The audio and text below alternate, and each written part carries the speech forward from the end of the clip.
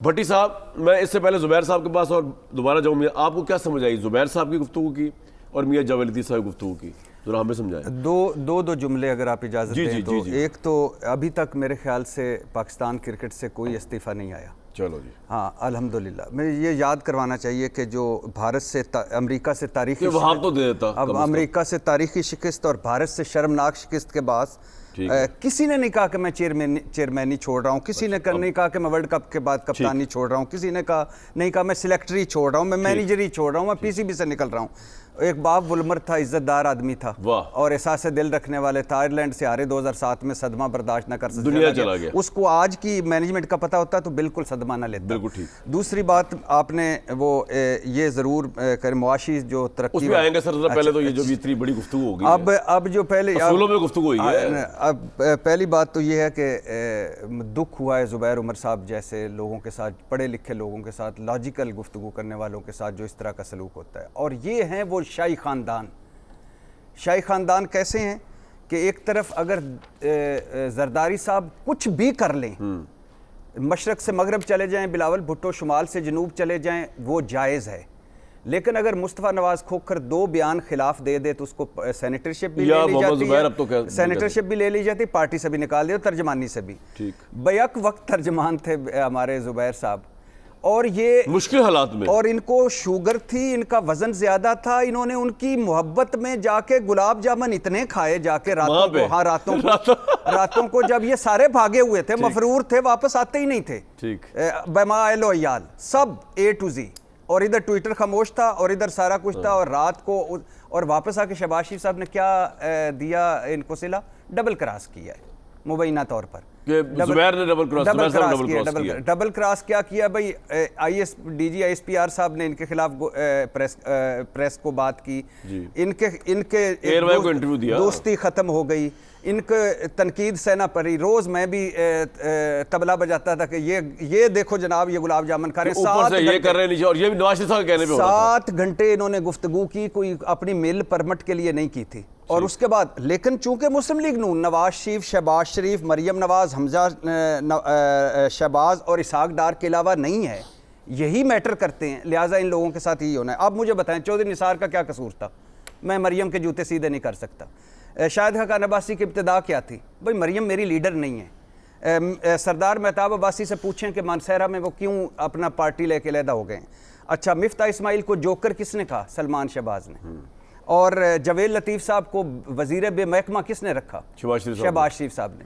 तो ये औकात होती है हमारे यहाँ जो जेन्युइन वर्कर होते हैं, जो आगे जा। लेकिन मियां जावेद लतीफ़ साहब जावेद लतीफ़ साहब के खुद बताते हैं कि जब ये हिरासत में थे तो इनको कहाँ कहाँ ले जाया जाता था और क्या क्या इनके साथ होता था, और सर भी फटा। क्या किया था कि हालांकि वो गलत किया था, मैं उसके हक में नहीं कि मरियम नवाज को कुछ हुआ तो पाकिस्तान ना कपे, लेकिन वो गलत था। मगर जो कुर्बानियाँ देना, अच्छा इसको छोड़ें, जावेद हाशमी का क्या कसूर था? आपको मुख्तसर करके एक कैसर शेख में सुना चूँ। जावेद हाशमी साहब ने किताब लिखी है, उसमें लिखा हुआ है कैसर शेख था जो जावेद हाशमी साहब जब मुशर्रफ दौर में थे तो मालदार आदमी था, उनकी हल्की फुल्की मदद करता था। कलसूम नवाज साहबा, शहबाज शरीफ और नवाज शरीफ साहब लंदन पहुंच चुके थे तो कैसर शेख को उन्होंने लंदन बुलाया, अपने पास बिठाया, उन्होंने कहा तुम जावेद हाशमी की मदद कर रहे हो? वो हैरान रह गया, कहता है मेरे पांव तले ज़मीन निकली। मैंने कहा कौन जावेद हाशमी? वो जो आपके लिए मारे खा रहा है, जेल में है और करबदार का। उन्होंने कहा ना हमारे मुकाबले में उसे लीडर ना बनाना। ये जावेद हाशमी साहब ने खुद लिखा। एक बात बताया जुबैर साहब का, अच्छा सुन ले, दो जुमले। अच्छा, ये जावेद हाशमी साहब को इन्होंने दिया और मरियम नवाज साहबा ने ट्वीट किया, एहसान फरामोश आदमी और बीमार इंसान जब जावेद हाशमी साहब निकले। ये है इनके यहाँ कुर्बानियाँ। कायम मकाम सदर बना के जद्दा चले जाते हैं, लंदन चले जाते हैं। अच्छा, फिर आगे सुनिए एक जो जुमले मुशाहिदुल्लाह ने क्या गलत कहा था, क्योंकि 2014 के पीछे धरनों के पीछे आज जावेद लतीफ़ साहब से नवाज शरीफ सारे कह रहे हैं, उधर से वजारत ले ली। तारिक फातमी और परवेज रशीद का क्या कसूर था डॉन लीग में? उनसे वजारतें ले ली। कुर्बानी खुद नहीं देनी, इन्होंने देनी।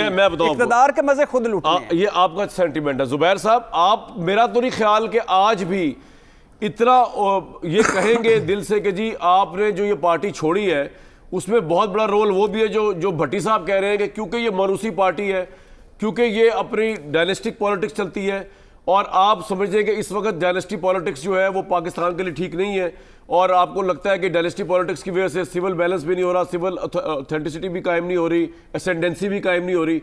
आपका ये मौकफ तो नहीं कि आपका अब ये मौकफ हो गया हुआ है कि ये एक रॉयल पार्टी है जिसमें वर्कर की कोई से नहीं, जिसमें कोई असूल नहीं है, मोनार्क्स हैं, ख्वाह वो बड़े भाई हो, छोटे भाई हो, बेटी हो, भतीजा हो, बहन हो, भाई हो, क्या ये मौकफ है आपका?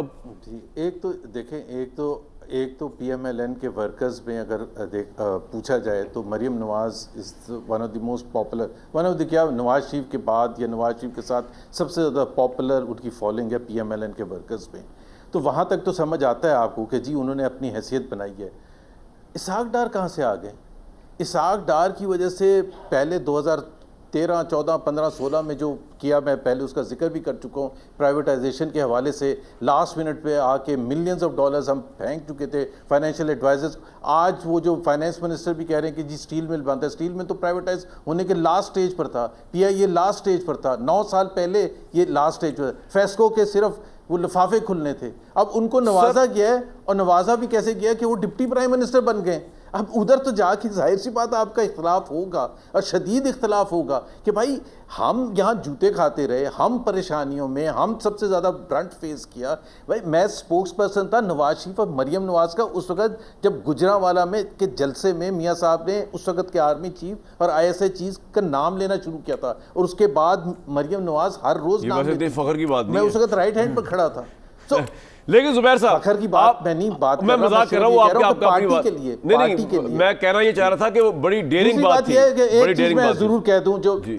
जावेद लतीफ साहब। एक मैं जावेद लतीफ के हवाले से बात कर रहा हूँ। देखें, इस दफ़ा अगर उनको ज़ाहिर है जावेद लतीफ़ बहुत ही ज़्यादा असूली या प्रिंसिपल आदमी हैं, और उनके साथ इलेक्शन में जो हुआ है मैं सुन चुका हूँ, और उनके साथ ज़्यादती हुई है, there is no doubt about it. But overall अगर हम पोजीशन देखें तो पीटीआई को हर तरीके से हरवाने की कोशिश की गई थी, चाहे वो नॉमिनेशन पेपर्स फाइल करने के हवाले से था, चाहे वो कॉर्नर लेकिन मीटिंग। मियां जावेद लतीफ साहब ने तो ये भी कहा ना कि उनको इस बात पे एतराज है कि जो आपने इमरान खान को चैंपियन बनाया सिविल उसका कि जी सिविल बालादस्ती का, उससे वो एग्री नहीं करते।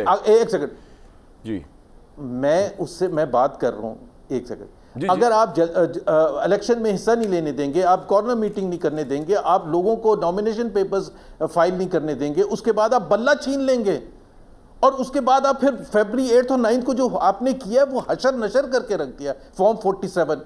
अब अगर आप ये सब करने के बाद आप ये कह रहे हैं कि ये पीटीआई के लिए नहीं किया गया था, उनको हरवाने के लिए नहीं किया गया था, तो ये तो बड़ी अजीब सी बात है भाई। एक को अगर हरवाने के लिए किया जाता है तो दूसरे को जितवाने ये बड़ी इंटरेस्टिंग सिचुएशन बन गई, सबसे बड़ी बात है। जी जी जुबैर साहब, जी जी, सबसे बड़ी बात जी ठीक। मैं एक ब्रेक लेने के बाद वापस आ रहा हूं। बड़ी दिलचस्प सिचुएशन है, सबसे बड़ी बात सुनेंगे, जरूर आप सुनेंगे कि आप जिस पॉइंट में उस पे मियां जावेद लतीफ साहब को भी शायद इस वक्त कन्फ्यूजन नहीं, मतलब को समझ ना रहा हो किस तरह डिफेंड करें या डिफेंड ना करें इस पॉइंट को, कि वो भी उस रास्ते पे है, लेकिन उन्होंने अब तक नवाज शरीफ साहब को उस तरह खैराबाद नहीं कहा।